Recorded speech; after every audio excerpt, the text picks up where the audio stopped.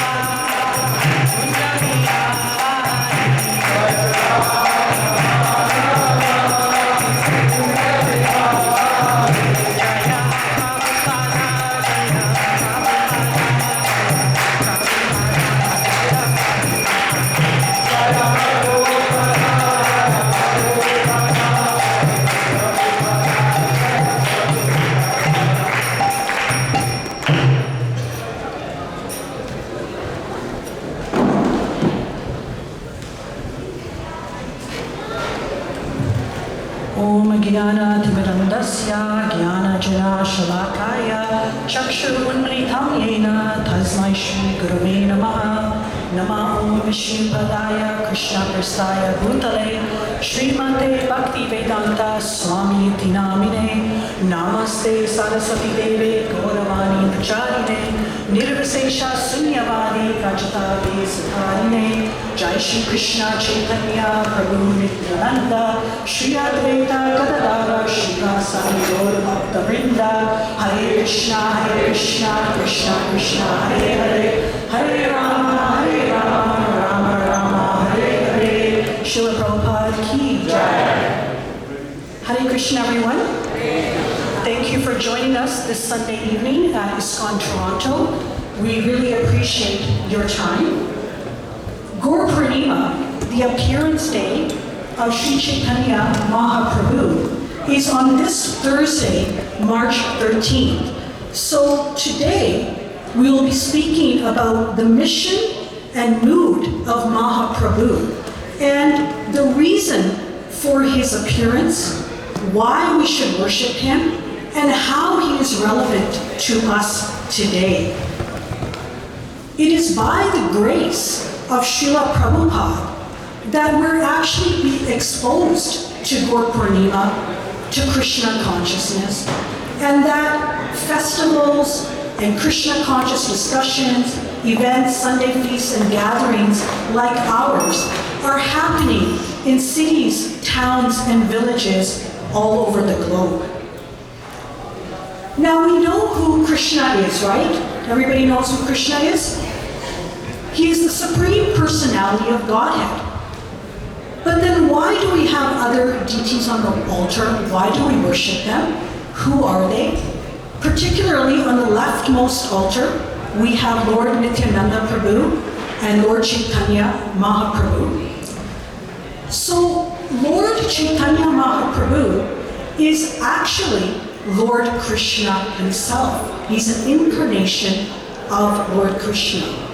He is known as the Chana Avatar, or the hidden incarnation. You see, Lord Krishna himself appeared on this earth just over 5,000 years ago. And at that time, he performed many pastimes, vanquished many demons, and ultimately spoke the Bhagavad Gita, the 700 verses that explain to us our purpose in life, our goal in life, our duty. What should we be doing? Surrendering to the Lord, bhakti, devotional service, cultivating our relationship with Him, and ultimately ending our suffering in this world. Indeed, right in the middle of the Bhagavad Gita, chapter 9, verses 13 and 14, Krishna states, "O son of Pritha, those who are not deluded, the great souls, under the protection of divine nature, they are fully engaged in devotional service because they know me as the Supreme Personality of Godhead, original and inexhaustible, always chanting my glories, endeavoring with great determination, bowing down before me. These great souls perpetually worship me with devotion." So Krishna imparted this instruction and so many instructions in the Bhagavad Gita. Therefore, why was there a need for him to appear again? And why as Lord Chaitanya? Well, there are several reasons for his appearance as Lord Chaitanya, both internal and external reasons. Krishna states, "Yada yada hi dharmasya glanir bhavati bharata abhyatano adharmasya tadat manam srijamiham," that whenever and wherever there is a decline in religious practice, O descendant of Bharata, and a predominant rise in irreligion, at that time I descend.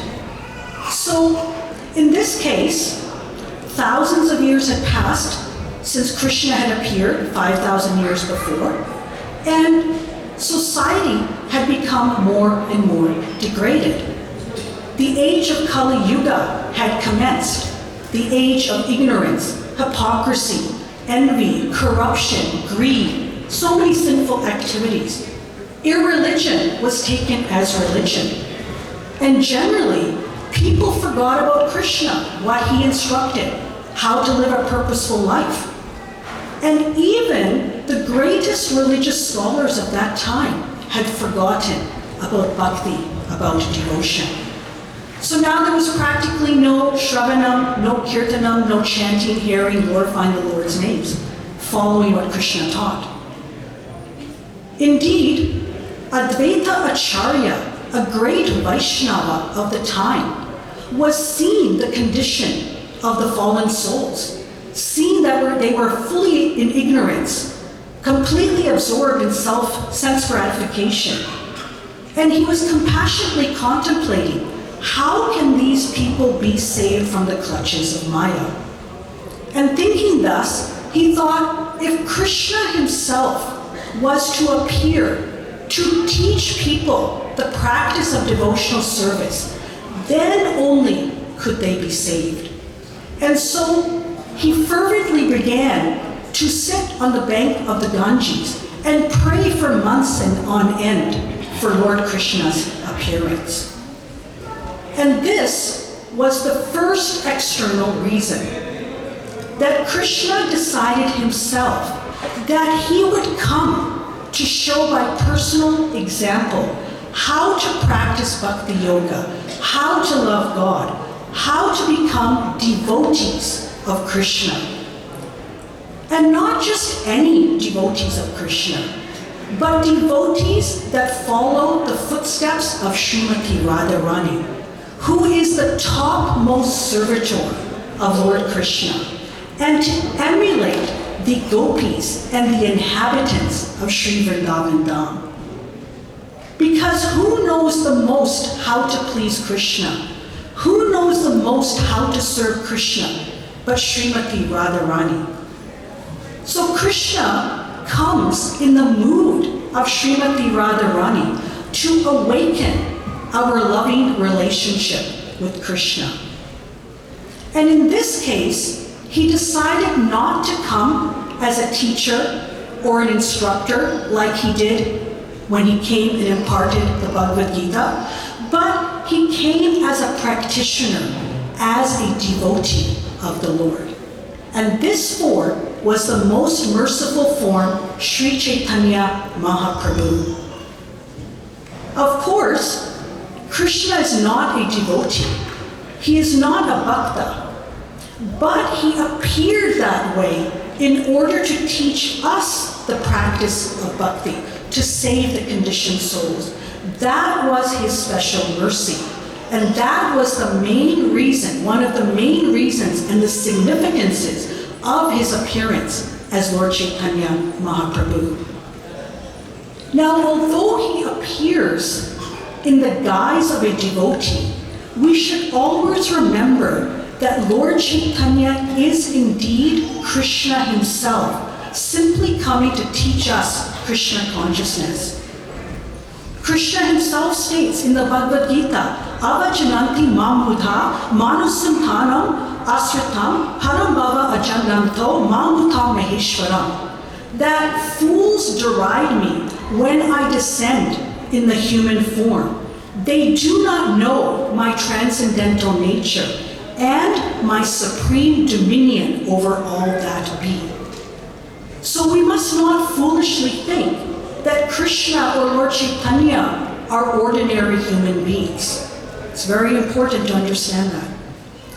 Srila Prabhupada himself gives a very nice example. He says that Chaitanya acted just like a teacher who, when teaching a student, sees the student doing poorly and takes the pencil from the student and begins writing the A, the B, the C. But that does not mean that one must foolishly think that the teacher is learning the ABCs.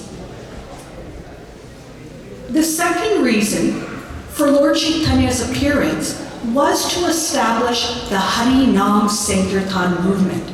That is, the congregational chanting of the holy name, the Maha Mantra.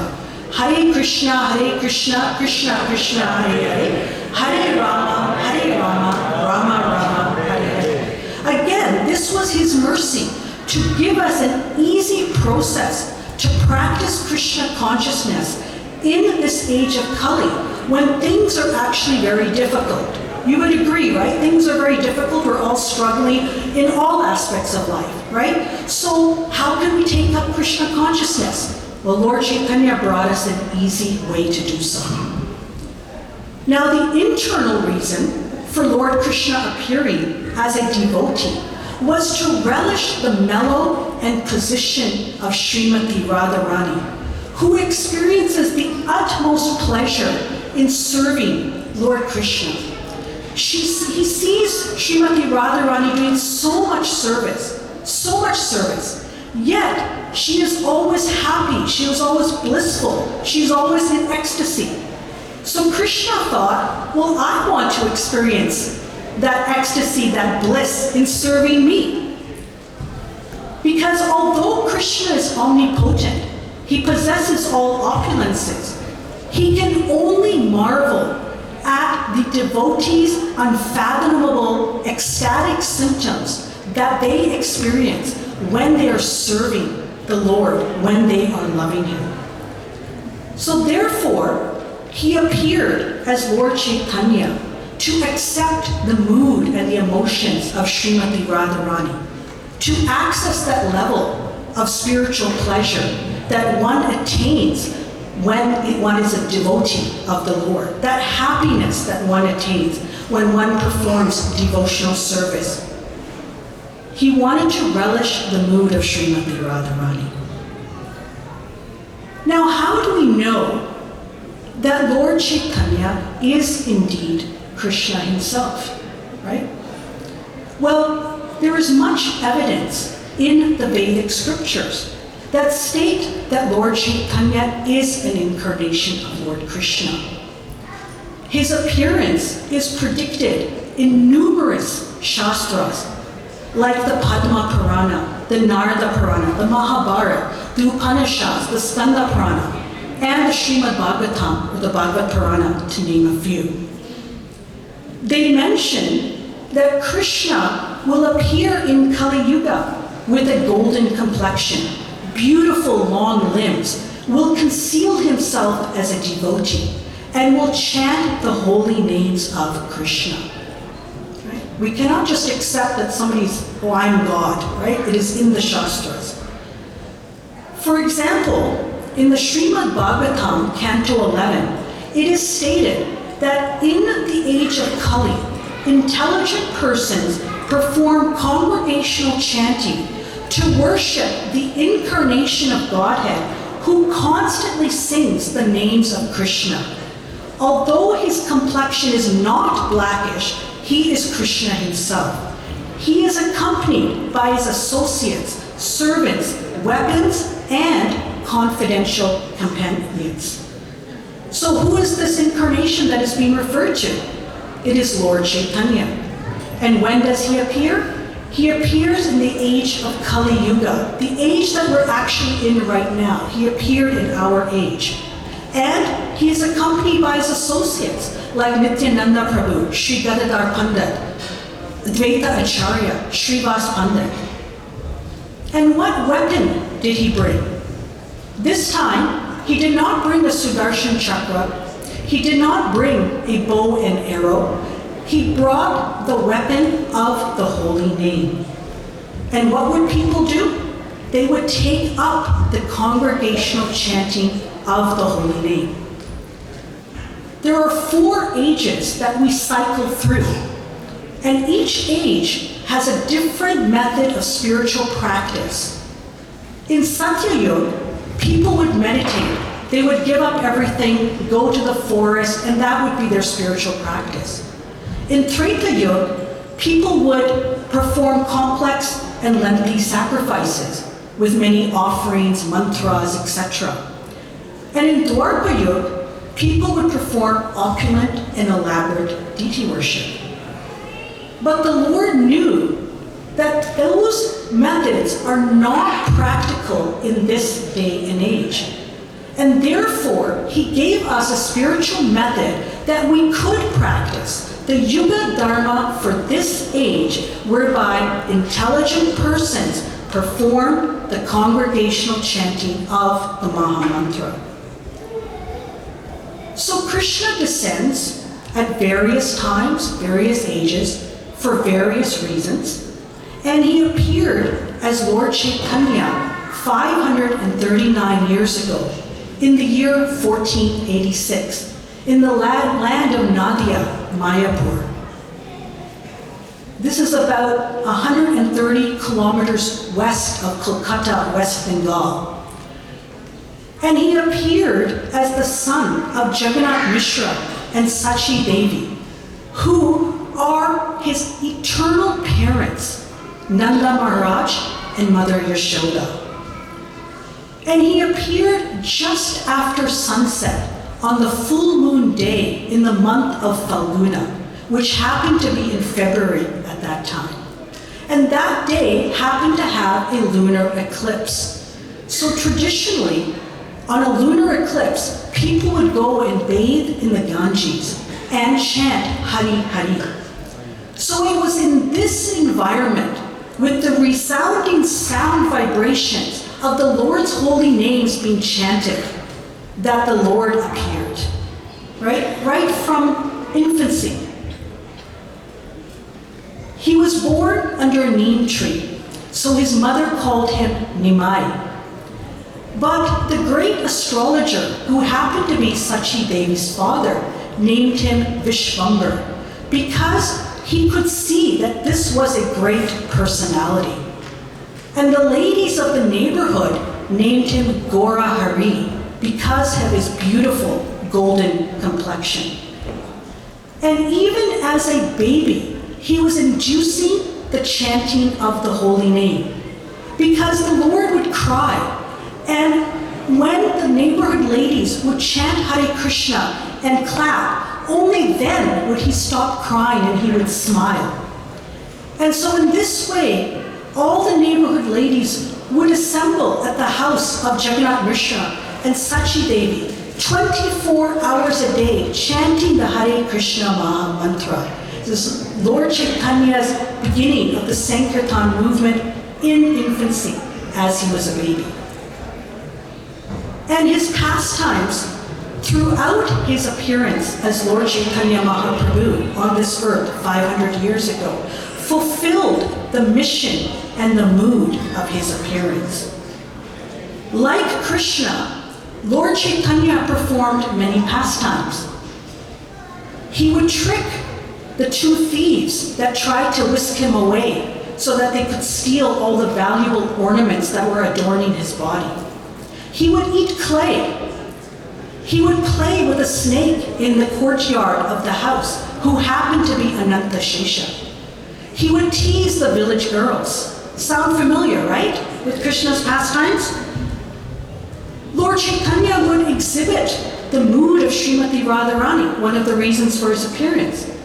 When dancing and chanting, he would display so many ecstatic symptoms. The hair on his body would stand on end. Tears would flow sprouting from his eyes. He would roll on the ground in ecstasy, so much immersed in the sound vibrations of the Mahamantra. When he would dance in front of the Rath Yatra procession, he would take on the mood of Srimati Radharani, like when she came to see Lord Krishna in Kurukshetra after years and years and years of separation. And her mood was to pull Krishna back to Vrindavan. That was Lord Chaitanya's mood. In relation to the mission of his appearance, he emphasized that chanting the holy name is the Yuga Dharma, the prescribed method for spiritual advancement for this age. He opened the storehouse of the love of God that was previously locked up and gave it freely to everyone.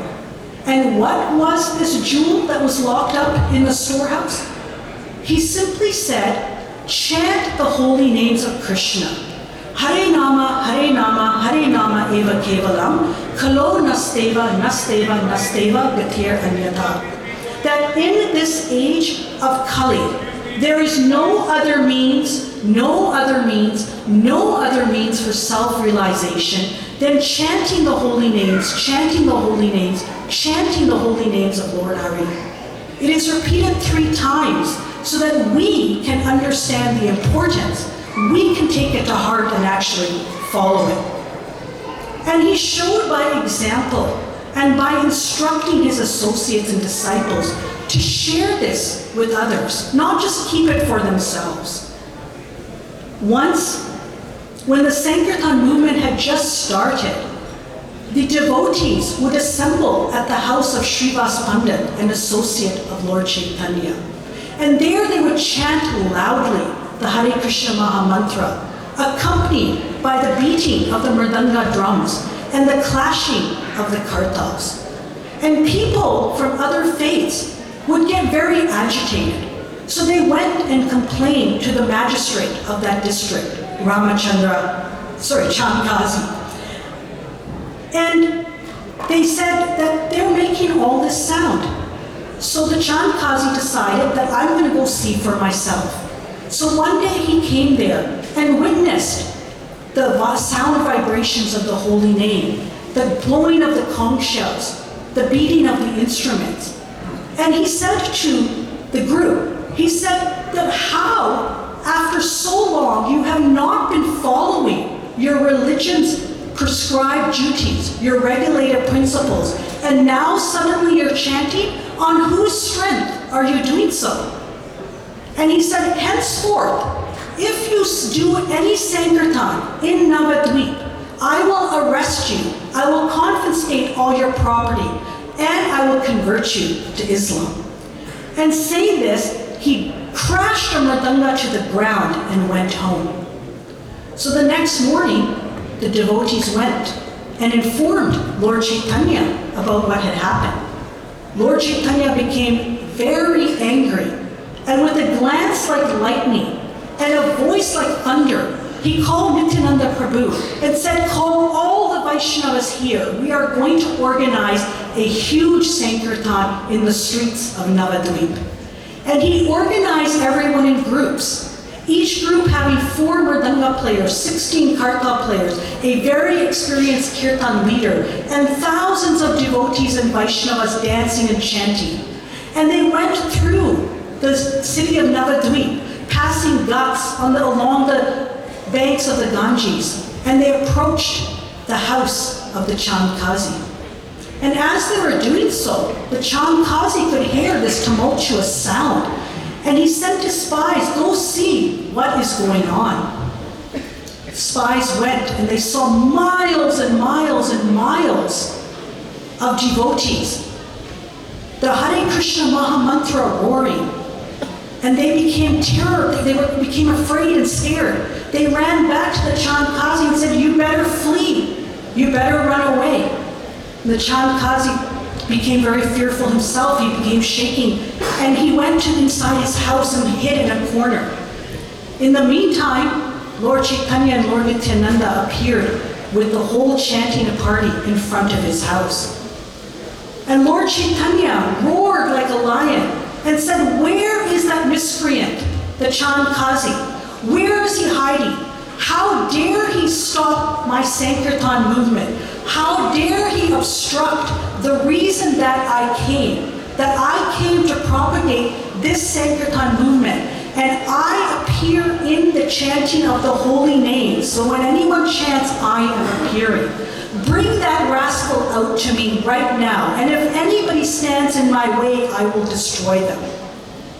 So Lord Chaitanya was really, really angry. So some devotees fell down at the Lord's feet and said that this appearance, the reason you came, you were very compassionate. This is your most merciful form. Hearing this, Lord Chaitanya calmed down a little bit. And the Chandkazi came out shaking in fear and bowed down to Lord Chaitanya. And then Lord Chaitanya and the Chandkazi had a discussion about the Quran and the Shastras. And the Chandkazi accepted the arguments and became a devotee himself. And then Lord Chaitanya asked the Chandkazi that yesterday you stopped my Sankirtan movement, you broke a mridanga, but today you didn't do anything. Why is that? The Chandkazi explained that when I came home and I went to sleep, I had a dream. And this ferocious personality came to me in my dream. He had the body of a human, but the face, the head of a lion. And he had frightful teeth and elongated nails.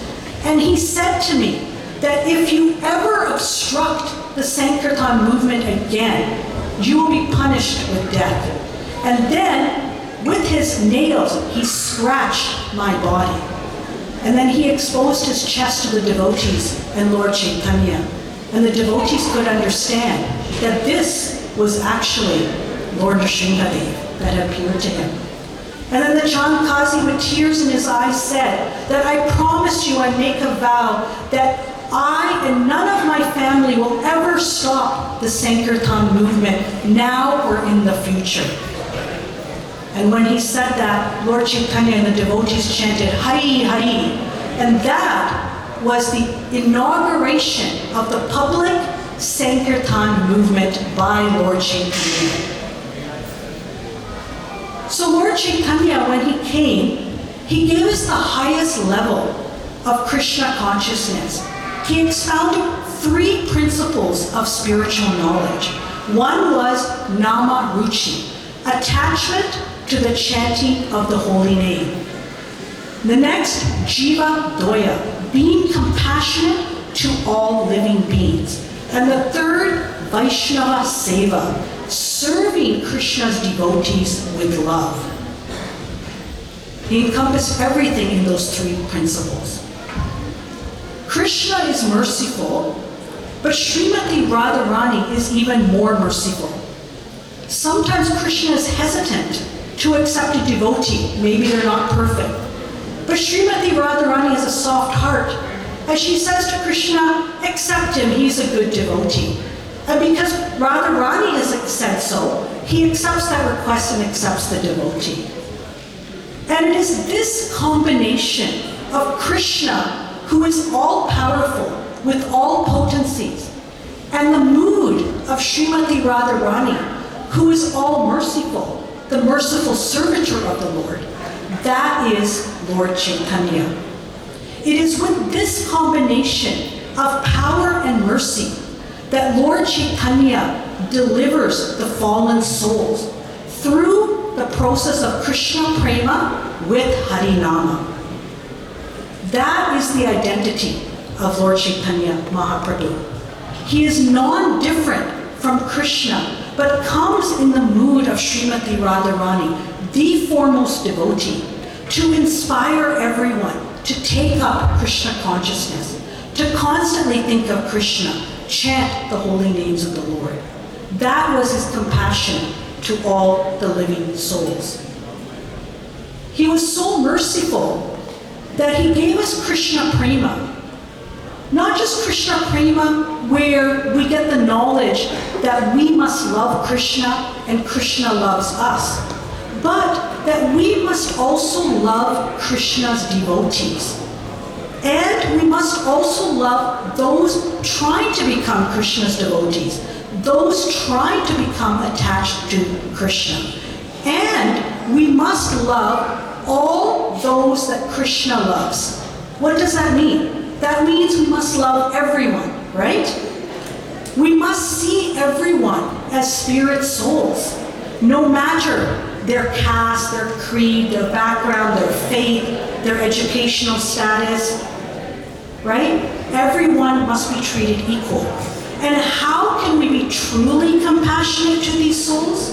By spreading the names of Krishna, sharing the names of Krishna, chanting them, telling people to chant. Lord Chaitanya's teachings are extremely relevant to us today. He gave many verbal instructions to his disciples, to his servants, to his associates. He certainly demonstrated by example, but he also wrote 8 verses himself, only 8 verses, known as the Shikshastakam. And these 8 verses encompass the essence of the Sankirtan movement.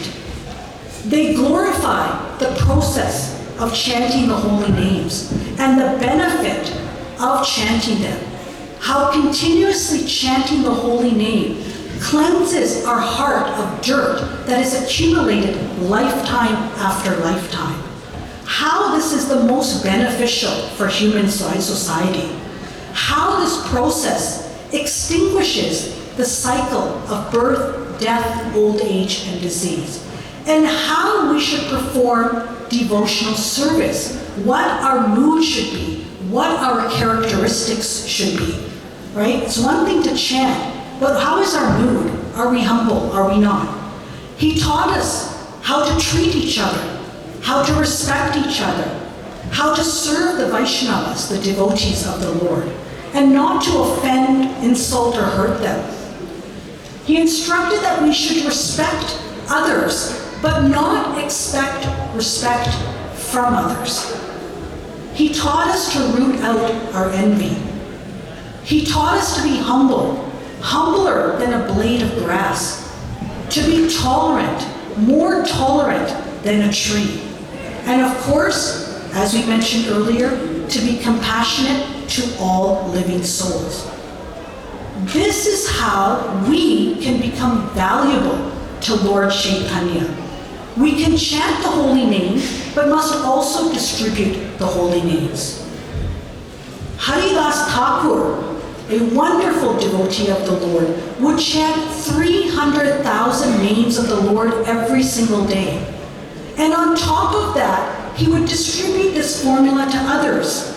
He would go with Nityananda Prabhu to door to distribute this. And he would get insulted and ridiculed, but yet he kept going. He displayed the utmost of humbleness and respect and tolerance to others, encompassing everything that Lord Chaitanya taught. And Lord Chaitanya stated that everything that exists in the universe does not have the value of one devotee like Haridas Thakur.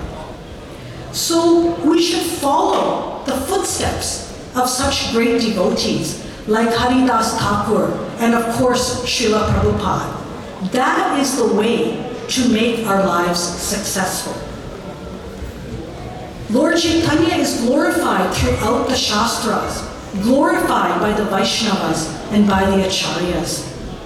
Indeed, in the Srimad Bhagavatam, Lord Chaitanya's lotus feet are described as the eternal object of meditation, the destroyer of the insults of material life, the awarder of the greatest desires of the soul, the shelter of holy places and saintly people, worthy of surrender, the reliever of the distress of devotees, the protector of those who simply bow down, and the boat to cross the ocean of material existence. And his beauty and characteristics are also described in the Shastras. His body is fair and long. His arms reach up to his knees. His form is as beautiful as Mount Sumeru. His complexion is like molten gold. His eyes are like lotus flowers. His nose is like a sesame seed. His face is as beautiful as the moon. His body is always decorated with sandalwood paste. He is lovelier than millions of cupids. He is mellower than millions of moons. He is kinder than millions of wish-fulfilling trees. He is deeper than millions of oceans. He is sweeter than millions of nectarian drinks. And he is the vanquisher of unhappiness and distress. And Srila Rupa Goswami prays. He states, Namo Mahavadandivaya Krishna Prema Pradayate Krishnaya Krishna Chaitanya Namne Gaur Tavashnamaha. He declares that Lord Chaitanya is the most merciful, the most munificent incarnation of Lord Krishna, the rarest of all incarnations. Why? Krishna Prema Pradayate. You are directly giving love of God. You have no other purpose. Your process is so nice that anyone can immediately learn to love God. And he says, Krishnaya Krishna Chaitanya Namane, that you are Krishna, but you have assumed the name Krishna Chaitanya. I surrender unto you. So we are so fortunate that Lord Chaitanya came only 500 years ago. The holy places that he performed his pastimes are still there today. Mayapur, Vrindavan, Jagannath Puri. You can still physically go there. Go to these dhams and experience that mercy for yourselves. We are even more fortunate that Srila Prabhupada exposed Lord Chaitanya and his teachings to us, gave us the opportunity to take advantage, get the benefit of Lord Chaitanya's appearance and his instructions. And he brought us the Chaitanya Charitamrita that we can relish, that speaks to all of Lord Chaitanya's pastimes, all his examples, and all his instructions. And the Chaitanya Charitamrita states that Lord Chaitanya is very merciful to anyone who hears the narration of his birth, and that such a person attains the lotus feet of the Lord. We all want that, right? So if you want that, please take these instructions of Lord Chaitanya's teachings to heart. Please incorporate them in your devotional service. Practice devotional service. Chant the names of the Lord. Immerse them in your lives. And in this way, you will have a chance to go back home, back to Godhead. Sri Chaitanya Mahaprabhu ki jai, Srila Prabhupada ki jai. Thank you very much. Hare Krishna.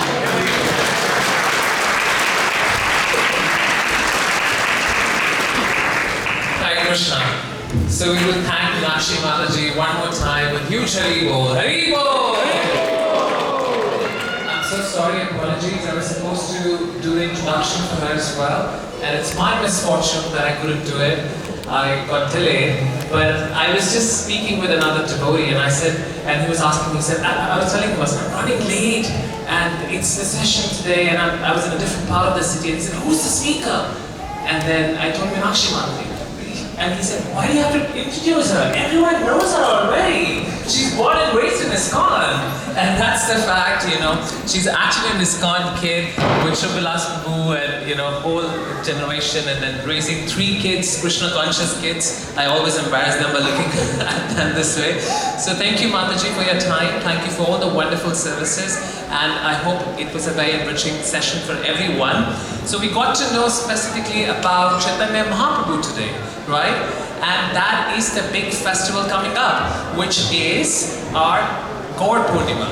So Gaur Purnima is coming up this Thursday, which is March 13th. A lot of you devotees, I can see a few devotees, they went to Mayapur. And so they are back here. So welcome back. And this 13th of March, which is Thursday, we will be celebrating Gaur Purnima.